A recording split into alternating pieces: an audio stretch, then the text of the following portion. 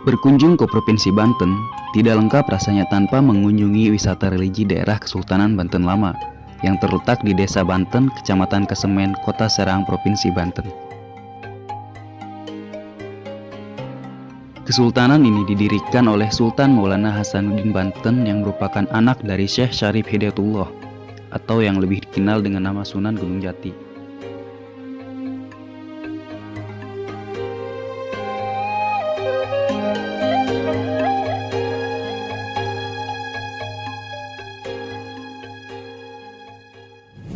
Sekarang ini saya sedang berada di daerah kawasan Banten Lama, daerah yang menjadi pusat Kesultanan Banten pada masa kepemimpinan Sultan Maulana Hasanuddin Banten. Daerah ini juga merupakan pusat penyebaran agama Islam di Banten. Daerah ini terdapat banyak sekali peninggalan situs-situs sejarah. Penasaran seperti apa kelanjutannya? Ikuti terus bersama saya.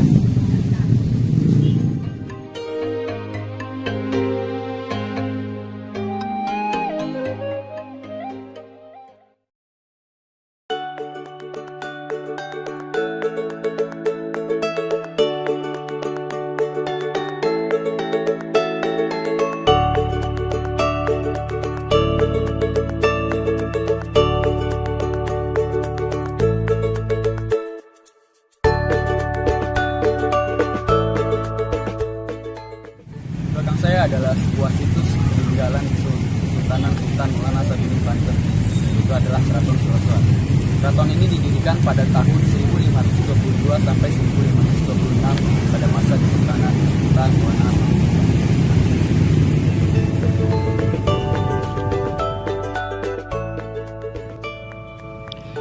Sejarah pembangunan keraton ini tidak lepas dari pemberian wilayah yang diserahkan oleh Sunan Gunung Jati kepada anaknya, yaitu Sultan Maulana Hasanuddin.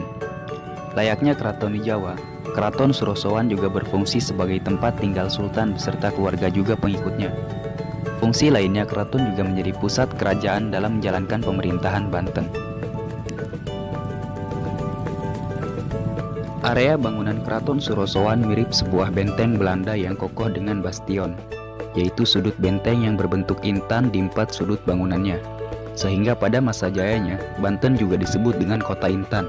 Hal ini karena bentuk keraton mengalami perubahan dari yang sebelumnya. Pembangunan itu dilakukan pada masa kepemimpinan Sultan Haji pada tahun 1672 sampai 1687, karena keraton mengalami kehancuran yang dilakukan oleh Belanda pada tahun 1680.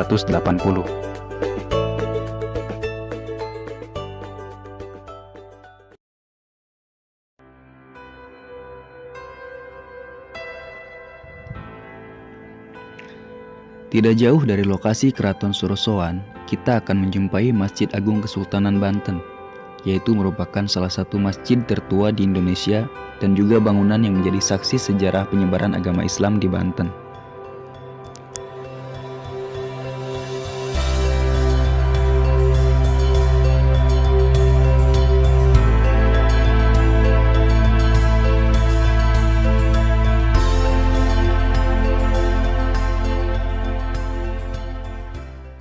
Saat ini saya sedang berada tepat di depan Masjid Agung Kesultanan Banten.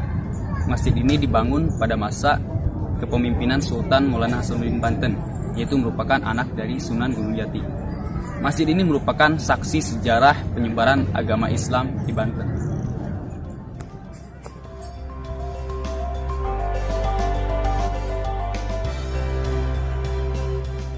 Masjid Agung Banten adalah salah satu masjid tertua di Indonesia yang penuh dengan nilai sejarah.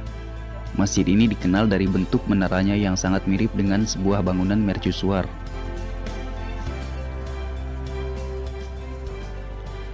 Menara yang menjadi ciri khas Masjid Banten ini terbuat dari batu bata dengan ketinggian 24 meter. Semua berita Belanda tentang Banten hampir selalu menyebutkan menara ini, membuktikan bahwa menara ini selalu menarik perhatian pengunjung kota Banten pada masa lampau.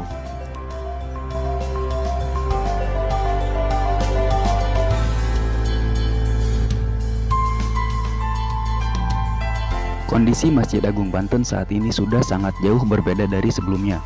Hal ini karena tindakan revitalisasi yang dilakukan oleh pemerintah Provinsi Banten menjadikan masjid dan lingkungan Kesultanan Banten terlihat semakin megah.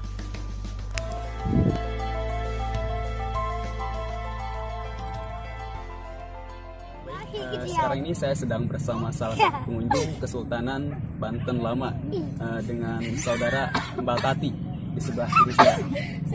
Mbak Tati di sini sebelumnya sering berkunjung ke sini apa bagaimana? Ya, sering, tapi nggak tiap bulan, itu jarang aja sih, sesempatnya waktu aja. Setahun ya. Biasanya ke sini sama keluarga atau sama siapa? Keluarga ya. Ke sini tertarik ke sini itu berkunjung karena apa kira-kira? Ya pengen berkunjung aja gitu, ziarah ya. Dari pendapat Mbak Tati sendiri terkait Banten ini, dari yang sebelumnya sudah baik apa belum? Dari kondisinya sudah baik ya. Di sekitaran halaman Masjid Agung Banten terdapat juga makam-makam Sultan beserta keluarganya, termasuk juga makam Sultan Maulana Hasanuddin Banten yang selalu dipadati oleh para peziarah setiap harinya. Tujuan dari ziarah tak lain ialah untuk memetik sumber berkah dari orang-orang yang selama hidupnya dekat dengan Allah Subhanahu wa Ta'ala.